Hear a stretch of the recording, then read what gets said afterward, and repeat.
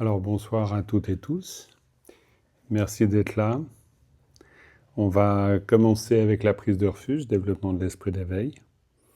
O sangye chudan tsoge chonan la chanchom parado dane japsuji dange jensonge pesenange drola penche sange drompaisho Sangye chetan tsogye chanala chanchom paradu dane jasoji dange jensonge pesanange drola penche sangye drompaisho Sangye chetan tsogye chanala chanchom paradu dane jasoji dage jensonge pesanange dola penje sange dombasho sem jen dam jen deva dam deve jo dan den bai jo dongal ge jo dan do varai jo dongal me ben de wa dam ba dam de varai jo Nirin jadai nidan jalwe danyon chambola neb jurujik Balden tsawe lama rinpoche dage de ura benden de jola kare jembang me de zonde Kosanto Gengaro Zaldos. Et on prend un instant pour se placer dans cette juste intention.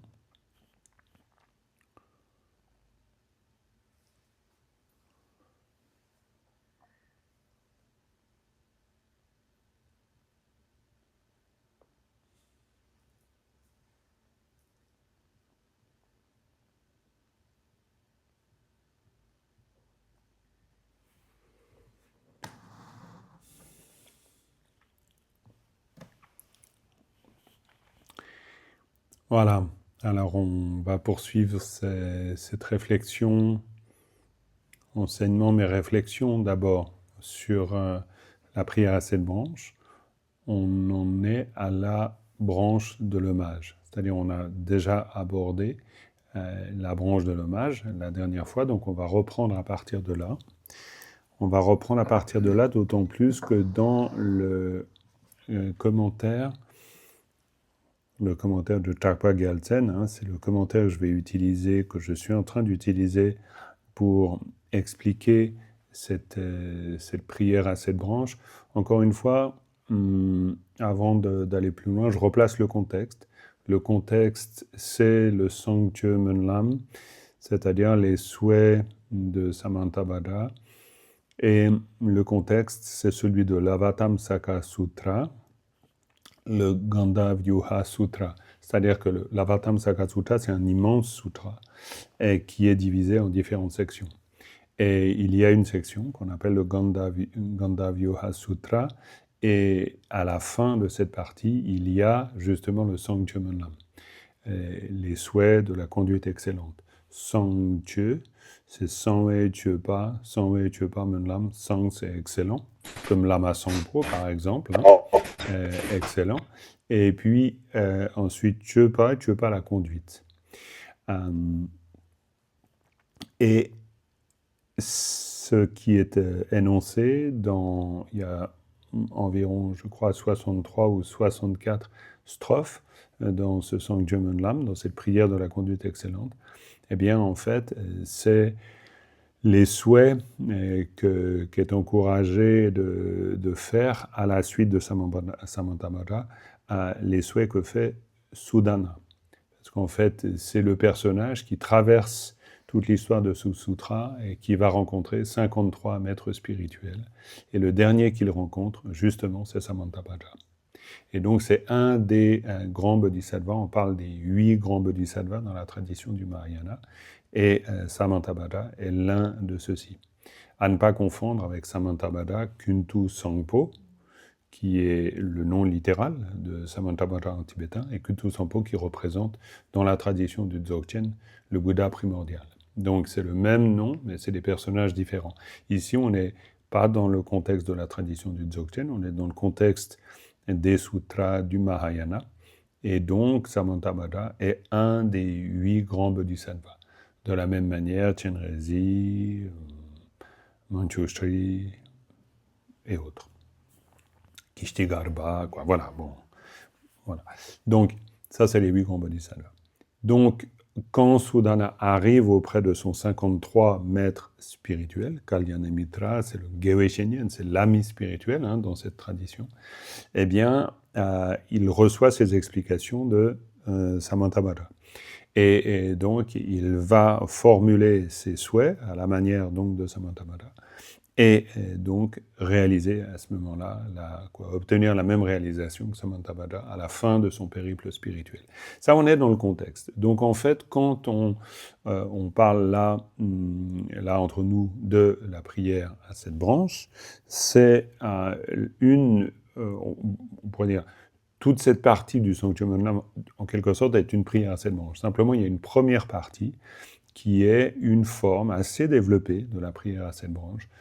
Comme on l'a vu déjà ensemble, cette prière à cette branche, c'est presque un terme générique pour décrire une forme de prière qui comprend ces 7 branches et qu'on va retrouver sous des formes extrêmement concises, parfois en une strophe même, et puis parfois là 60. Non, là, c'est pas 63, parce que ça, c'est la totalité du Sanctum Mandalam. Et encore, on peut tout considérer comme étant une prière à 7 branches. Le Bodhicharavatara aussi, la marche vers l'éveil, est une prière à 7 branches, à sa manière, très développée. Donc voilà, on a chaque fois ces 7 branches dans des contextes différents, très développés ou très condensés. Ici, assez condensé, donc ça nous permet on pourrait de prendre cette prière comme exemple de toutes les autres, parce que toutes les autres vont fonctionner sur le même principe, avec les mêmes branches et avec les mêmes caractéristiques, qui sont les différents antidotes que représente chacune de ces branches. Donc la dernière fois, on a vu ensemble, pour le rappeler rapidement, l'idée que formuler une prière à cette branche nous permet de développer les 2 types d'accumulation. Et en fait, c'est vraiment conçu pour ça. Et quand on parle des 2 types d'accumulation, ça veut dire regrouper la richesse intérieure et regrouper la sagesse. Donc, en fait, quand on dit ça, c'est une manière de parler des 6 vertus transcendantes, par exemple. Et quand on a nos 6 vertus transcendantes qui sont un grand classique de la pratique des bodhisattvas et bodhisattvas que nous sommes, alors évidemment dans une phase d'entraînement, mais voilà, on s'entraîne à cela, générosité, patience, éthique, etc. Eh bien, les 5 premières représentent le développement de vertu, c'est-à-dire de richesse intérieure, et la dernière va représenter le développement de la sagesse. En même temps, quand on parle de ces 6 vertus transcendantes, on peut très bien aussi les classifier de différentes manières. On peut, par exemple, les regrouper aussi dans ce qu'on appelle les 3 entraînements. Les 3 entraînements, c'est aussi une manière de regrouper le noble sentier octuple. Donc, il y a des logiques internes comme ça, où on va retrouver les points clairs qui sont en fait l'entraînement à l'esprit, l'entraînement à l'éthique et l'entraînement à la méditation. En gros. Donc ici, dans la prière à cette branche, donc 7 manières d'accumuler la vertu et donc développer la richesse intérieure et développer la sagesse. Et on va le faire par les différents aspects de notre individu, c'est-à-dire par les aspects du corps, de la parole et de l'esprit. On va travailler sur différents niveaux, en fait. Et on le voit même dans le mage. Tout ce contexte ou toute cette démarche consiste à travailler sur ou à développer ce qu'on appellera, et on en parlait la dernière fois ainsi, la notion de contenant-contenu. C'est-à-dire qu'en fait, par ce développement, on devient le réceptacle approprié. Ça, c'est une notion assez intéressante. C'est-à-dire qu'en fait, c'est pas tellement que l'on acquiert une excellence ou une technique, parce que c'est vrai que si on étudiait quelque chose, on pourrait imaginer au bout d'un moment, on est bon dans quelque chose. Là, c'est pas une technique que l'on maîtrise, c'est nous-mêmes qui nous transformons. Nous devenons le réceptacle.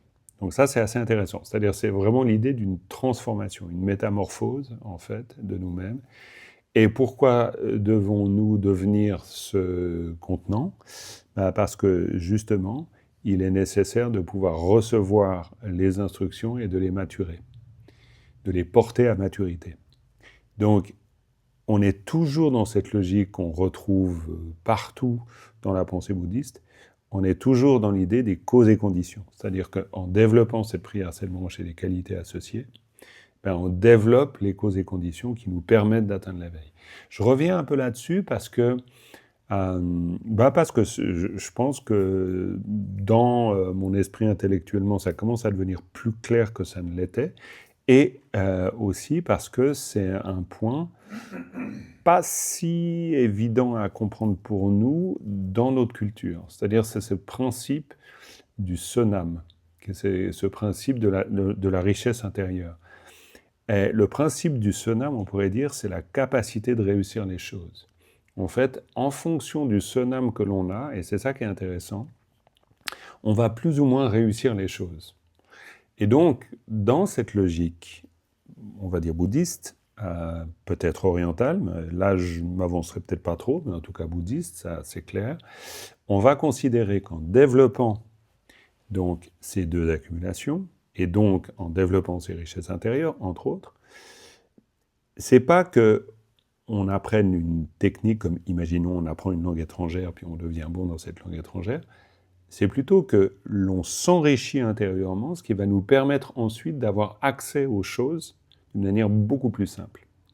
Si on a du sonam, pour utiliser l'expression, en fait, on va rencontrer des circonstances opportunes, naturellement. On va avoir plus de facilité à comprendre les instructions. On va avoir plus de facilité, si on pratique, d'avoir le fruit, de bénéficier du fruit de la pratique. Et ça vient du sonam. Et c'est une notion assez particulière, parce que on pourrait dire que le sonam, c'est une manière indirecte de se développer. Je vais vous donner un exemple, qui est un exemple assez frappant et qui concerne Gendun Rinpoche, au Bost. C'est une histoire qui est racontée dans différents livres. Il y a cette fameuse anecdote, et l'Amazonie la racontait souvent. Moi, je ne sais plus si c'est de lui ou c'est de quelqu'un d'autre, je l'ai entendu, mais elle est assez connue et elle va vous dire quelque chose. Il y a un moment lors de la construction du Bost où ils n'ont plus d'argent. Et en fait, à ce moment-là, Gendun Rinpoche, qu'est-ce qu'il dit ? Il dit, le peu qui nous reste, on va construire un stupa. Ce qui, évidemment, dans une logique occidentale, c'est juste la folie.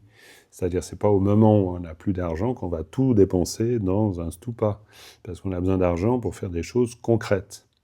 Dans une logique tibétaine, ça marche. Et d'ailleurs, ça a marché. C'est-à-dire qu'on fait un stupa. Pourquoi on fait un stupa ? On fait un stupa pour que, collectivement, notre niveau de sonam monte. C'est-à-dire que notre richesse intérieure monte. Et quand la richesse intérieure monte, les conditions favorables sont rencontrées. Donc, on est dans une logique, on pourrait dire, d'action indirecte. C'est-à-dire, on ne va pas essayer de gagner de l'argent, parce qu'on a besoin d'argent pour développer le lieu, en l'occurrence dans le contexte de cette anecdote, mais on va développer du sonam, et c'est le sonam qui va nous permettre d'obtenir les fonds, etc.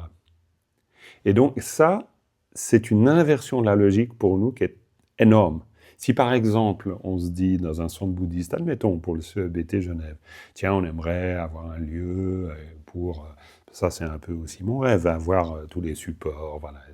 Si on part dans le rêve, en tout cas, si moi, quand je pars dans le rêve, je me dis un temple avec une belle statue de Bouddha, quoi, voilà, bon, quel que soit.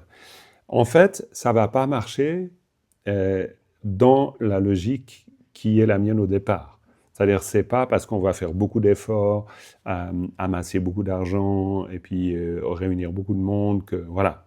Non, c'est en développant le sonam que tout ça va arriver. C'est-à-dire qu'on va avoir les richesses intérieures qui vont nous permettre d'accomplir. Si on n'a pas cette richesse intérieure, on ne peut pas accomplir. J'insiste un peu là-dessus parce que c'est une logique très différente de la nôtre. Et c'est une logique qui est au cœur du processus de transformation dans la pratique bouddhiste qu'est la nôtre. Et on peut très bien, et avec plein de sincérité évidemment, pratiquer le dharma et passer à côté de cette notion clé, qui est une notion absolument fondamentale. Et donc, si on est inspiré par cette manière de voir, alors une prière de souhait prend tout son sens. Pourquoi ? Parce qu'en récitant une prière de souhait, on augmente notre richesse intérieure. Et si on augmente notre richesse intérieure, beaucoup de choses vont se manifester qui sont les fruits de la pratique. Un environnement favorable, des rencontres favorables, les moyens d'existence justes, etc., etc. Et dans ce cas-là, évidemment, on va mettre en place les conditions qui nous permettent d'accomplir le dharma. Donc une prière de souhait, elle rentre dans cette perspective-là. Et si on comprend, disons, je le reformule autrement, plus on comprend cette logique, plus on comprend le bien fondé de s'adonner à cette pratique, qui est une pratique, Mun Lam, le chemin de l'aspiration. Parce que sinon, c'est un peu abscon. Ou pas, j'en sais rien, ça dépend. Mais c'est vrai que d'un certain point de vue, on peut se dire, mais pourquoi on récite ces mots ?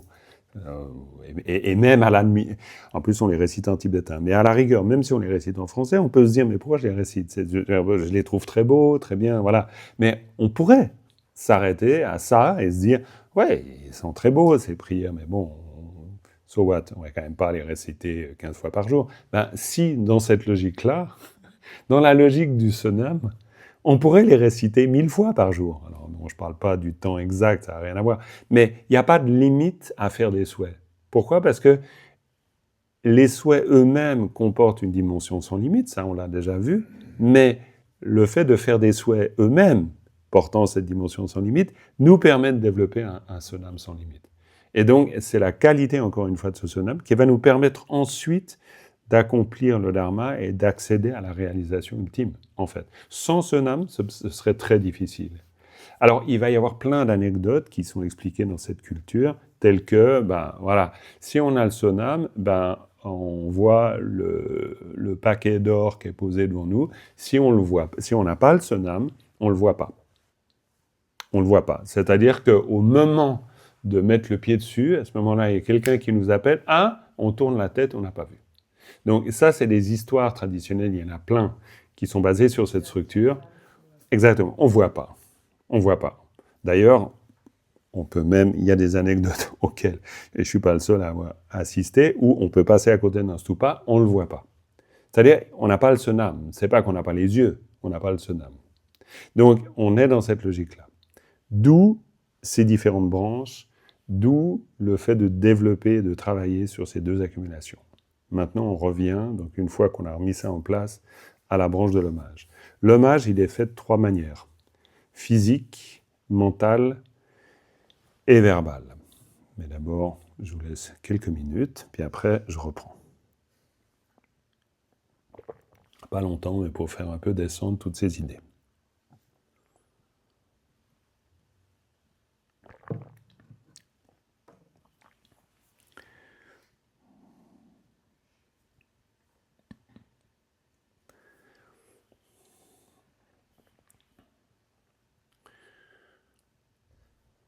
Oui, Antoine. Est-ce que le fait par exemple, de penser, je vais faire ça pour développer du sonam pour pouvoir atteindre ça, c'est pas aussi un peu galvauder l'intention de départ? Si on y met, tu vois, Oui, bien sûr. l'intention de faire Oui, tout à fait. Alors, je vous répète la question parce que je ne pense pas que sur Zoom ou YouTube, vous ayez entendu. C'est Antoine qui dit, mais si on a l'intention de développer quelque chose, par exemple, une prière de souhait, ça pourrait être ça, ou n'importe quel acte méritoire, on pourrait dire, en vue de développer du sonam, est-ce que c'est pas un peu galvauder la pratique du fait de cette intention, on pourrait dire, entre guillemets, un peu mercantile. Pour nous, oui, parce que c'est vrai qu'en Occident, on est très idéaliste d'une certaine façon. En Orient, beaucoup moins. En Orient, on admet largement qu'on puisse faire des choses à ce niveau-là. Pourquoi ? Parce que, si vous, par exemple, vous regardez les souhaits dans la pratique de Tara Verte, vous voyez les 3 niveaux. C'est-à-dire que vous faites la pratique pour avoir de bonnes récoltes, vous faites la pratique pour avoir de bonnes conditions d'existence, et vous faites aussi la pratique pour réaliser l'éveil. Et votre objectif, il n'est pas du tout le même, mais on admet, dans la tradition bouddhiste, qu'on puisse développer une pratique vertueuse à différents niveaux. C'est pour ça que dans un des enseignements que nous a donné Acharya Köncho Tenzin sur les 6 vertus transcendantes, eh bien, il bien expliqué, c'était extrêmement intéressant, que traditionnellement, le Bouddha a enseigné la générosité en premier, parce que c'est la pratique la plus simple à développer. Et quand on développe la générosité, on peut très bien le faire pour avoir beaucoup de sonam.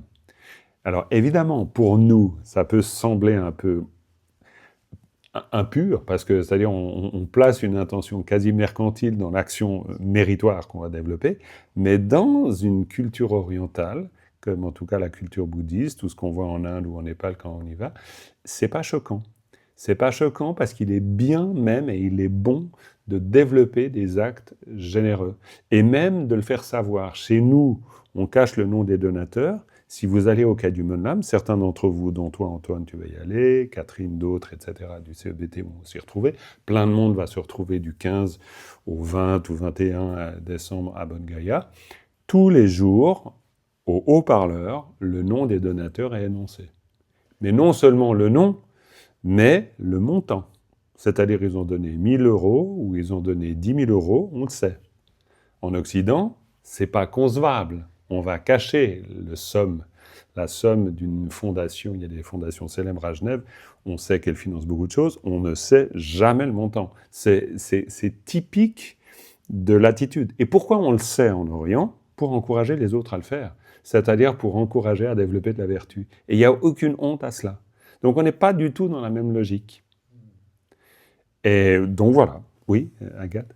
En plus, même si tu le faisais avec une intention, disons, d'accumuler du sanam, au bout d'un moment où tu le fais, ça finit quand même par changer ton esprit. Oui. De toute façon, après, ton intention, elle est bonne. Complètement. Oui. Agathe disant que même si au début on le fait avec cette intention, au bout d'un moment, ça nous fait aller dans le bon sens pour vraiment résumer ce que tu disais, mais c'est complètement vrai. C'est-à-dire qu'au début, on est mercantile, mais il se trouve que les actions, on pourrait l'associer à quelque chose d'un peu mercantile, une espèce de comptabilité karmique, on troque, d'une certaine manière. Mais au bout d'un moment, le fait qu'on récite des prières de souhait, qu'on fasse des prosternations, des offrandes, etc., ça nous entraîne quand même à développer des qualités. Et ces qualités nous font entrevoir les choses de manière différente. Donc ça, c'est ce qu'on appelle un upaya, c'est-à-dire tapkepa, ça veut dire les moyens habiles. C'est-à-dire on est toujours dans cette idée. Alors aujourd'hui, les maîtres contemporains diront, comme Pema Chodron, on part toujours de là où on est. Ça reste complètement vrai et juste dans son jus traditionnel. C'est-à-dire que en Inde classique aujourd'hui, comme il y a 2000 ans du temps du Bouddha, ou il y a 2500 ans, eh bien, on part aussi de là où on est. C'est-à-dire que si on est un marchand et on a de la fortune, eh bien, on y va avec ça. C'est-à-dire qu'on développe de la générosité avec ça et on le fait savoir, en plus, aux autres. Parce qu'il est bon d'être généreux. Donc, voilà, on est dans l'idée de l'entraînement à la vertu. Et l'entraînement dans les deux sens. M'entraîner, mais entraîner la vertu. Entraîner la vertu, la mienne, mais entraîner la vertu des autres. Donc, mais voilà, c'est pour ça que cette discussion-là, elle n'est pas inutile parce qu'elle nous permet de mieux comprendre le contexte. Parce qu'on est en train de parler de l'hommage. Et pourquoi rendons-nous hommage ? Parce qu'on pourrait se dire on rend hommage parce qu'on rend hommage. Oui, mais non. C'est-à-dire on rend hommage. Oui, parce qu'on rend hommage. Mais on rend hommage parce que c'est bien pour nous de rendre hommage. C'est-à-dire c'est bien comme moyen de développer des qualités. Et c'est ça le travail sur le potentiel, c'est ça le travail sur le réceptacle que nous sommes. Et ça, c'est une chose assez particulière. Parce qu'on ne rend pas hommage seulement parce que les autres sont dignes d'hommage, c'est-à-dire les Bouddhas, les Bodhisattvas, oui, évidemment. Mais on rend hommage parce que c'est utile à nous-mêmes. Ça nous permet de développer les qualités. Donc là, on rend hommage par le corps, la parole et l'esprit. La première strophe, qui est considérée dans le commentaire de Chakwa Gyaltsen comme l'explication brève, c'est dans tous les mondes et dans les 10 directions résident les Tathagata du passé, du présent et du futur. Devant chacun de ces lions parmi les hommes, je m'incline joyeusement avec le corps, la parole et l'esprit. Donc vous avez normalement, toutes et tous, si le PDF de ce commentaire, en tout cas il a été envoyé, maintenant si vous ne l'avez pas, vous le souhaitez, vous le redemanderez, on vous le renvoie. Version alternative de cette traduction, plus littérale, à eux, dans les mondes des 10 directions, aussi nombreux soient-ils, tous les lions parmi les humains qui apparaissent pendant les 3 temps, à tous, sans exception, je rends hommage avec le respect du corps, de la parole et de l'esprit. C'est juste de manière d'exprimer, mais l'idée, elle est simple, c'est ce qu'on commentait, ce que je vous expliquais la dernière fois, sur la base du commentaire. Après, on a l'hommage physique, c'est la deuxième strophe en fait, c'est celle d'après, qui nous dit « Par la force des aspirations de la conduite excellente », donc cette pratique-là, chaque Bouddha invoqué devient manifeste. Avec autant de corps que d'atomes dans l'univers, je m'incline profondément devant les victorieux. Traduction alternative. La force de ma prière d'aspiration pour une excellente conduite amène tous les vainqueurs directement à l'esprit.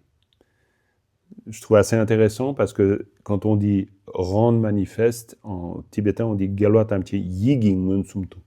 Yi, c'est le mental. Ça veut dire le fait de cette force de la prière fait que en mon esprit se manifestent les Bouddhas.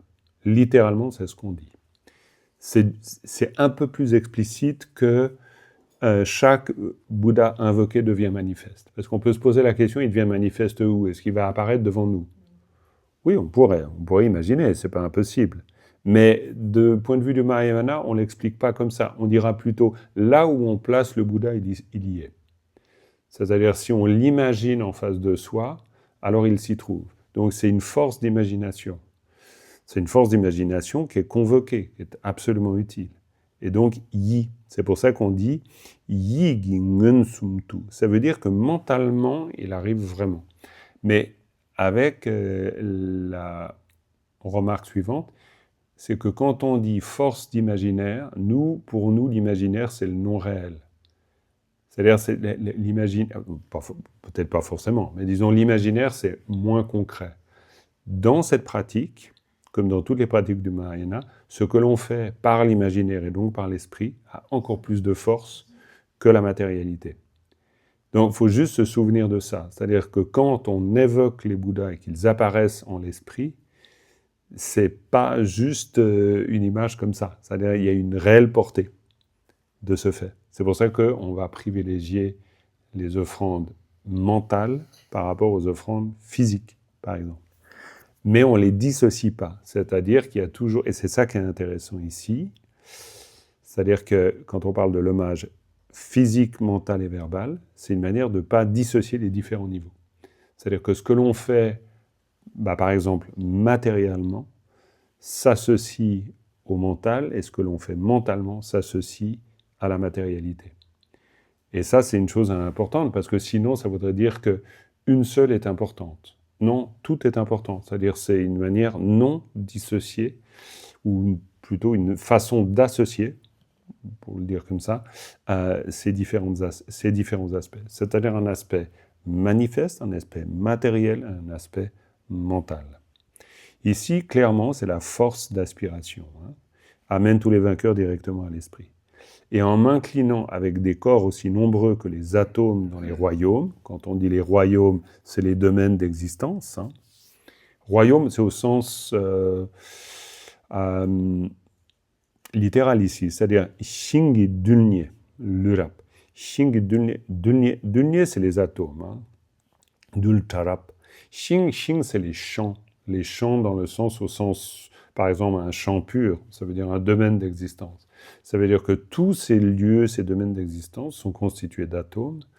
Et l'urab tupai, ça veut dire avec un nombre infini de corps, je vais rendre hommage à chaque particule, on pourrait dire, en m'inclinant avec des corps aussi nombreux que les atomes dans les royaumes. Donc, avec un nombre de corps aussi nombreux que cela, je me prosterne devant tous les vainqueurs. Donc là, on voit justement cette association dont je parlais avant, l'association du corps et de l'esprit. C'est-à-dire, le corps est comme l'expression de l'esprit. Et c'est pour ça que le corps peut être démultiplié à l'infini. On démultiplie le corps à l'infini pour démultiplier l'action positive aussi. Mais en même temps, en le démultipliant, on prend conscience de l'infinité, effectivement, de toutes ces particules constitutives, et surtout, parce que ce n'est pas pour simplement cultiver une vision atomiste, mais c'est surtout pour avoir cette conscience de l'infini. On va juste regarder ensemble le commentaire, parce que le commentaire de Chakpa Gyaltsen, il est aussi intéressant. Il dit ici, motivé par la force de ma prière d'aspiration, doté de la foi en la conduite des excellentes qualités, des objets de refuge, et ça c'est extrêmement important. Pourquoi ? Parce qu'il dit, doté de la foi en la conduite des excellentes qualités. Ça peut-être, en vous le disant, ça va vous rappeler quelque chose, c'est les fameuses 3 formes de foi. Pour les personnes qui étudient le Dagpo Targen, ou d'une manière ou d'une autre, les 3 formes de foi, c'est la foi de la confiance, ou la foi de la certitude, la foi désirante et la foi pure. Et ces 3 formes de foi fondamentales, la forme la plus élevée, c'est Yitye Petepa, ça veut dire la foi de la confiance certaine. Pourquoi ? Parce qu'elle repose sur la compréhension des qualités.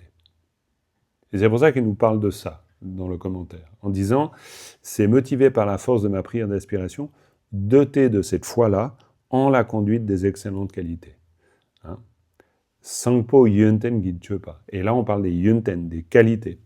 Donc, ça veut dire que c'est pas seulement à comprendre comme une vénération du corps.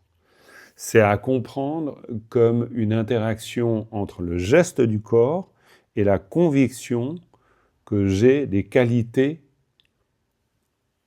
qui sont celles des êtres auxquels je rends hommage. Si je n'ai pas conscience de ces qualités, en fait, mon hommage, il perd de sa force, en fait. C'est pour ça qu'on va insister sur cette foi de la certitude qui s'appuie sur la compréhension des qualités.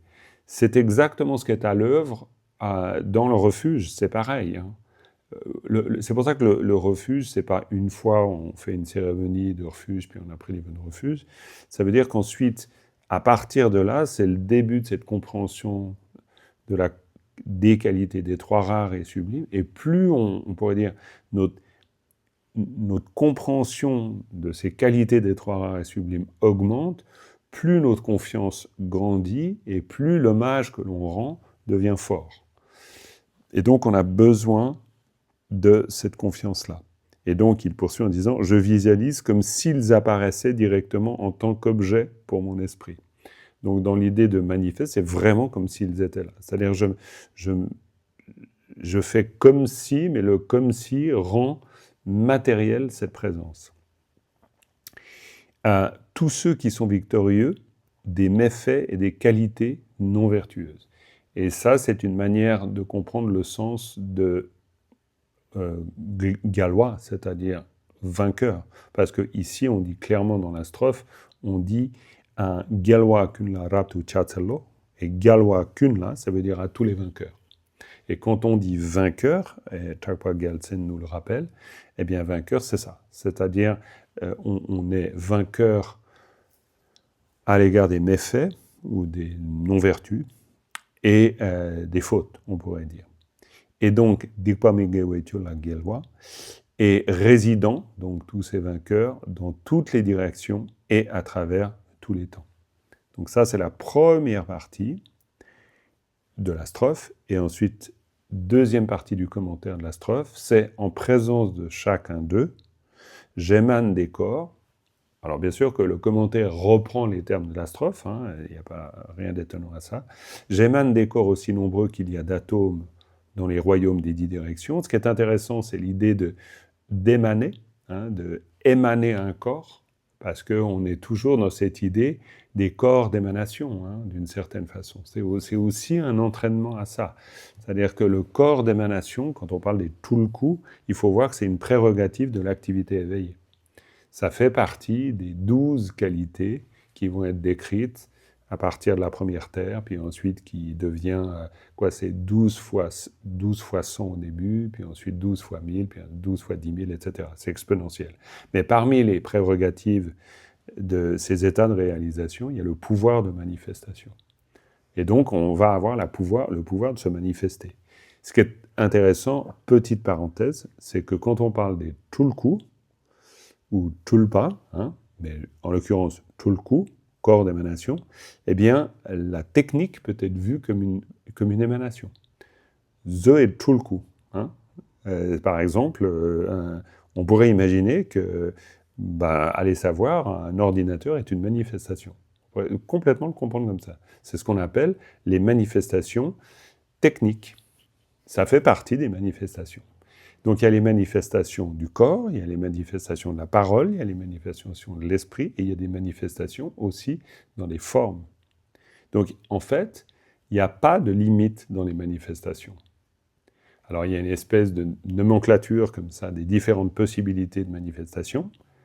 Par exemple, si vous voyez une représentation de la roue de la vie, vous allez avoir une manifestation dans chacun des royaumes d'existence. Donc vous avez aussi des manifestations parmi les animaux, parmi les esprits avides, parmi même les existences infernales. Je dis ça parce que pour donner du sens avec l'idée de ces émanations aussi nombreux qu'il y a d'atomes dans les royaumes des 10 directions. J'émane des corps. Donc on est déjà on pourrait dire, on s'entraîne à émaner ces corps de manière infinie dans des lieux infinis. Le lien qu'on peut faire avec ça, je ne sais pas si vous le faites, est-ce que vous le faites déjà avec une pratique que vous accomplissez en général? C'est un peu une question. C'est-à-dire, en fait, quand on a cette phrase de Chakpa Gyaltsen, « J'émane des corps aussi nombreux qu'il y a d'atomes dans les royaumes des 10 directions », est-ce que c'est en lien, quand vous l'entendez, au niveau du sens, est-ce que c'est en lien avec une pratique que vous feriez? Chenrezig, par exemple. Tout à fait. Hein? Prosternation, etc. Ouais. Parce que, par exemple, dans Chenrezig, là, on vient de faire Chenrezig, dans la première partie de la soirée, dans Chenrezig, la lumière est une lumière qui émane dans les mondes. Et elle va toucher les êtres. Et donc, elle va les purifier. Mais en fait, cette lumière, c'est nous. Hein. C'est-à-dire, c'est nous qui nous émanons. C'est-à-dire, c'est une façon aussi d'entraîner ce pouvoir d'émanation. C'est pour ça qu'en disant ça, alors, je reste dans les grandes lignes, mais c'est parce que c'est l'intérêt de voir ça ensemble, c'est d'essayer de faire des liens avec les pratiques qu'on fait. C'est-à-dire que quand, tout à coup, on lit la phrase « Bon, très bien, j'émane des corps aussi nombreux qu'il y a d'atomes dans les royaumes des 10 directions », on peut vivre le sens de cette phrase d'une manière très diverse. On pourrait se dire « Ouais, très bien, bon, oui, je sais pas, minimiser ça ». Mais non, en fait, c'est exactement ce qu'on fait dans une visualisation, on ne fait pas autre chose. Donc, c'est à mettre en lien avec ce qu'on essaye de faire, c'est-à-dire avec cette activité infinie qui se répand de toutes parts et qui est complètement présente dans les visualisations. Là où c'est aussi intéressant, c'est que les visualisations, par exemple comme Chenrezig ou autres, c'est des pratiques qui appartiennent au véhicule dit tantrique, mais on voit très bien que la base arrière, c'est-à-dire la base à partir de laquelle ces pratiques sont conçues et développées, c'est bien les sutras du Mahayana, très clairement. Donc il n'y a pas une différence si grande entre ces techniques qu'on va utiliser dans les visualisations du Vajrayana et ce qu'on retrouve ici. Et avec tous ces corps, et là, c'est assez simple, je me prosterne en joignant les paumes et en touchant les parties de mon corps au sol. Et là, vous aurez peut-être entendu ou pas, mais une des compréhensions, c'est que le fait de toucher par le front avec les deux paumes des mains et les genoux sur le sol, c'est le fait de pouvoir ainsi, on pourrait dire, c'est le geste symbolique qui indique la pacification des cinq poisons.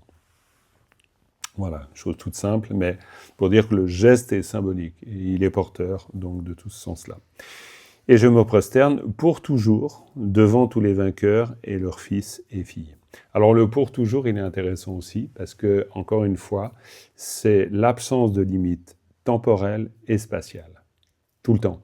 On travaille toujours sur ces deux niveaux. Et pour toujours, ben voilà, c'est un peu comme si d'une manière constante. Et donc, ça rejoint le fait de prendre refuge jusqu'à l'éveil. C'est-à-dire que dans la perspective du Mahayana, et on le voit bien dans les explications sur le refuge donné par Gampopa, il y a soit considérer le refuge jusqu'à la fin de cette existence, soit jusqu'à l'éveil. Et ici, on est dans cette perspective. Donc pour toujours. Pour toutes mes vies, c'est ce que je vais faire. Voilà. Si on nous demande ce qu'on va faire quand on sera grand ou ce qu'on fera plus tard, on rendra hommage à tous les Bouddhas des 10 directions constamment, en gros. C'est une manière de rendre hommage à son propre esprit, puisqu'on a la nature de Bouddha, donc forcément c'est toujours un lieu, un truc un peu miroir quand même. Oui. Cette dimension-là. Ouais, bien sûr, c'est Elsa qui dit, je répète, sur Zoom, c'est une manière de toucher un peu son propre esprit, parce que dans le sens du jeu de miroir avec ses propres qualités ou la nature de Bouddha en nous-mêmes, tout à fait. Mais en même temps, là, on pourrait dire, on joue le jeu de la dualité complètement. Même si, ultimement, on va être nous des Bouddhas, mais on a besoin de purifier le rapport duel aussi. Et donc, on le purifie aussi comme ça. C'est-à-dire, on n'est pas non plus en train... On pourrait dire que c'est pour de vrai qu'on rend hommage à quelque chose en face de nous. Parce qu'on a besoin de changer le rapport à la dualité aussi. Et puis après, évidemment, ça, c'est l'augmentation du sonam. Plus le sonam va augmenter, alors après, on va effectivement nous rendre compte que, eh bien, c'est ce que d'ailleurs Gampopa dit, on réalise à un moment donné que celui qui se prosterne, la prosternation et l'objet, c'est-à-dire celui qui reçoit la prosternation, sont libres d'existence propre. C'est ce qu'il appelle le refuge ultime. Hein. Tekonani Kyamdo, hein, c'est vraiment c'est le refuge de Tekonani, c'est vraiment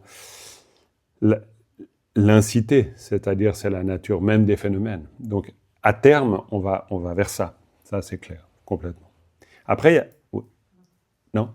C'est juste un micro-commentaire pour dire qu'il y a une phrase de Goro Rinpoche où il dit même quand tu as réalisé que c'est ton esprit, n'abandonne jamais ton maître. Oui. Oui, alors je répète aussi, même quand tu as réalisé que c'est ton esprit, n'abandonne jamais ton maître. Oui, complètement.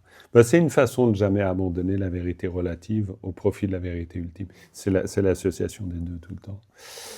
Ensuite, le mage mental. Parce que dans mon idée, je vois l'heure, vu qu'il n'y a que 3 strophes dans cet hommage, je me dis qu'on va pouvoir terminer normalement. Donc, normalement. Alors, le mage mental. Mais bon, il y a le commentaire, et le commentaire. Alors, ça dépend. Oui, c'est la 3e, tout à fait. C'est la 3e, et c'est ce qu'on appelle la 2e de l'explication détaillée. Mais c'est la 3e. Et là, on nous dit, sur chaque particule, autant de Bouddhas que de particules demeurent parmi les bodhisattvas leur fils spirituel. C'est cette fameuse strophe. Ainsi, le Dharmadhatu, l'entière sphère d'existence, est emplie des Bouddhas que j'invoque. Donc, hommage mental. Dans un seul atome, c'est une version différente de traduction, il y a des Bouddhas aussi nombreux que des atomes, dans un seul atome. Donc là, ça permet un peu peut-être de le comprendre mieux. Dans un seul atome, il y a des Bouddhas aussi nombreux que des atomes, chacun résidant au milieu de ses filles et fils. Comme cela, j'imagine le Dharmadhatu entier, complètement rempli de victorieux. Donc voilà, évidemment, une vision qui nous place au-delà du représentable, et c'est le but. C'est-à-dire, clairement, le mage mental, pour qu'il soit complètement mental, il faut qu'il puisse transcender le mental. Transcender dans le sens, on se sert aussi du mental pour développer quelque chose de sans limite. Et ça nous ouvre aussi à cette dimension sans limite. C'est l'avantage de la conscience qu'est la nôtre, parce qu'on peut concevoir des choses qui nous échappent. Et donc on s'entraîne à ça. Et en s'entraînant à ça, ben évidemment que mentalement, on peut aller beaucoup plus loin que si on fixait sur une réalité immédiate qu'on cerne tout de suite en se disant « ça c'est la chose, il n'y a rien qui dépasse les limites de cette chose ». Le commentaire nous dit « sur un seul atome minuscule résident des Bouddhas égaux et aussi nombreux que le nombre d'atomes. Sur un seul atome, il y en a autant que tous les atomes. Donc aussi nombreux que le nombre d'atomes dans les royaumes des Bouddhas. Ils ne sont, alors ça c'est intéressant, ils ne sont ni pressés, ni trop entassés. » Ah oui, alors, non, et ça c'est intéressant, c'est très intéressant de donner cette précision, parce que on est au-delà de quelque chose qui justement, pourquoi ils nous le disent? C'est parce qu'on pourrait le penser. C'est-à-dire on pourrait très bien mentalement se dire « ah oui, donc il y a une foule, ils sont complètement compacts ». Non, c'est pas compact, il y a de l'espace entre chaque atome. C'est-à-dire il y a tout l'espace qu'il faut. Oui, mais c'est complètement étonnant. Il y a tout l'espace qu'il faut, donc ils ne sont ni entassés, ni pressés. Ils résident au milieu de leur royaume, entourés de leurs propres fils et filles, les nobles bodhisattvas, avec d'incommensurables démonstrations de fronde. C'est-à-dire qu'en plus, ils ne résident pas juste, c'est pas statique. Quand on parle d'incommensurables démonstrations de fronde, ça veut dire que ça bouge complètement. C'est-à-dire que c'est un processus complètement vivant. C'est pas juste une image. Et il poursuit en disant « J'imagine que, de même que chaque atome est ainsi, tous les petits atomes, sans même une exception, dans l'ensemble du Dharmadhatu, c'est-à-dire on pourrait dire l'infinité des univers pour le coup, qui englobe l'étendue de l'espace, sont entièrement remplis. Remplis donc de nombreux victorieux. Et méditer sur eux avec une foi inégalable purifie mon esprit. » Donc ça, c'est toujours dans le commentaire de Charpa Gyaltsen. C'est-à-dire qu'on pourrait dire que cette vision-là est une vision purifiante. Elle l'est parce que, en fait, ça veut dire que j'appréhende l'univers d'une manière totalement différente et je m'entraîne à l'appréhender d'une manière différente. Alors, allons savoir. Moi, j'ai jamais reçu l'instruction que je vais exprimer et qui donc n'est pas une instruction, que je n'ai pas reçue, mais j'imagine que ça pourrait être une instruction, c'est-à-dire s'arrêter sur cette strophe et puis se placer dans cette vision, tout simplement, pour la cultiver. Parce qu'à partir du moment où Charpa Gyaltsen, alors ça m'intéresserait d'en discuter avec un lama, un maître, n'importe, et de voir ce qu'il en pense de ça, mais quand il dit cette vision-là purifie mon esprit, moi je l'entends comme une pratique. C'est-à-dire que ce pouvoir purifiant, ça veut dire que si je m'installe dans cette strophe, je pourrais imaginer, je récite la strophe, puis ensuite je reste. Je reste dans, évidemment, l'inconcevable, mais ça va purifier mon esprit. Et donc, pourquoi pas, on peut très bien, au moment de la réciter, on s'arrête, on essaie de placer cet esprit-là, cette conscience-là qu'on a, et puis après on poursuit. On peut imaginer ça. Ça peut toujours être intéressant parce que ça nous permet d'intégrer le sens de chacune des strophes à force de la réciter. Ensuite, le mage verbal. Alors, de nouveau, 2 traductions possibles. La première, celle du livre des Kadumulam, avec tous les tons d'une multitude de mélodies, je les célèbre par des océans inépuisables de louanges, louant les qualités de tous les victorieux, j'honore tous les allées en la félicité. Et autre traduction, à ceux qui ont des océans de qualité inépuisables, avec des sons contenant des océans de tons de paroles mélodieuses, j'exprime les qualités de tous les vainqueurs. Je loue tous les Sugata. Voilà. Alors c'est assez clair.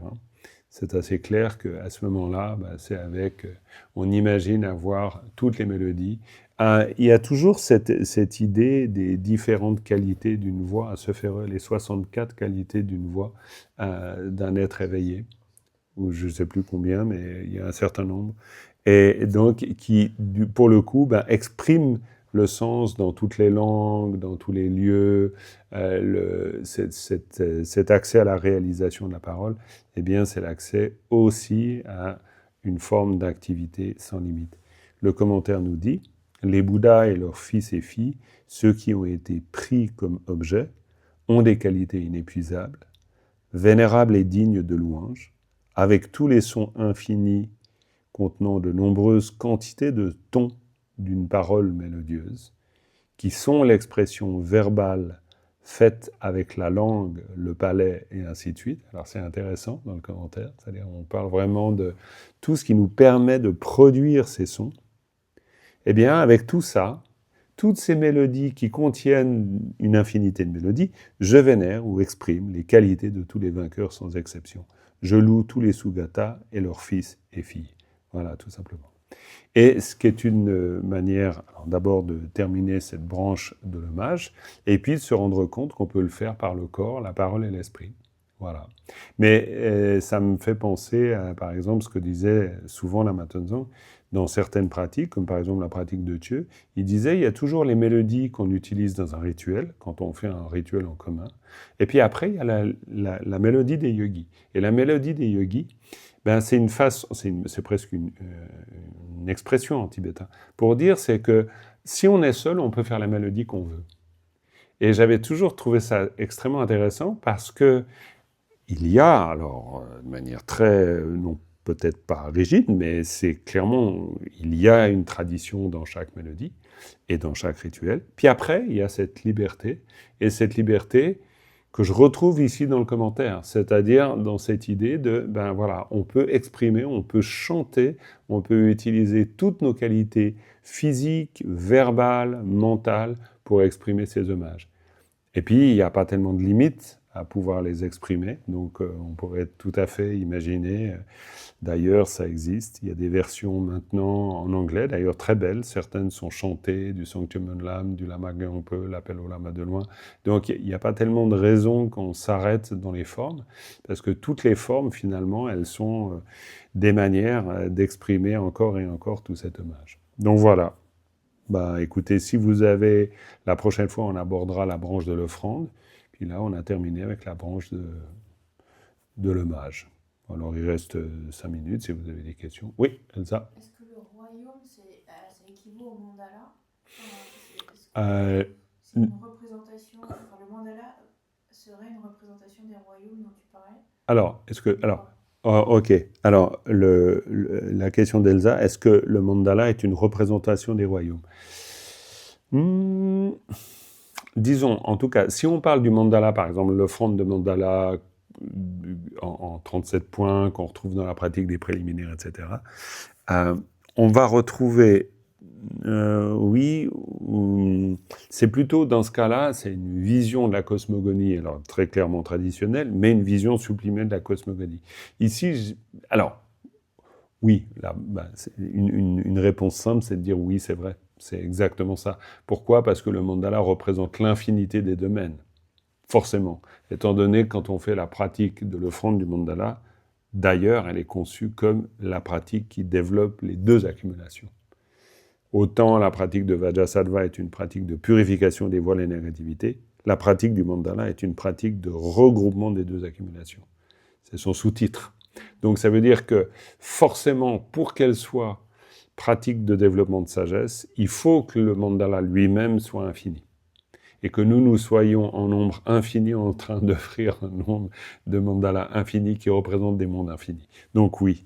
Simplement, ici, quand on parle des royaumes ou domaines, ça peut à la fois faire penser à Xing, qui est un terme en tibétain pour dire les champs purs, c'est-à-dire tous les champs où existent les Bouddhas, mais en même temps, on voit bien qu'ici, il n'y a pas de différence stricte entre les domaines d'existence ordinaires et les domaines d'existence éveillés.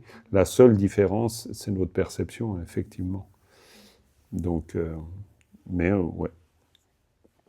Voilà, mais pas de quoi. Voilà pour le mandala. Y a-t-il une autre question? Peut-être sur Zoom, Agathe? Non? Très bien. Bah écoutez, hein, on va s'arrêter dans les clous pour une fois. C'est parfait. On va dédier en grand. Ben voilà, on va dédier en grand. Donc voilà, en espérant que ça puisse vous inspirer voilà, dans cette pratique de récitation de Sanctum Munlam, qui est tout à fait à l'ordre du jour, parce que les Kadyu Munlam, de nouveau, hein, c'est le 15 décembre, c'est dans pas bien longtemps.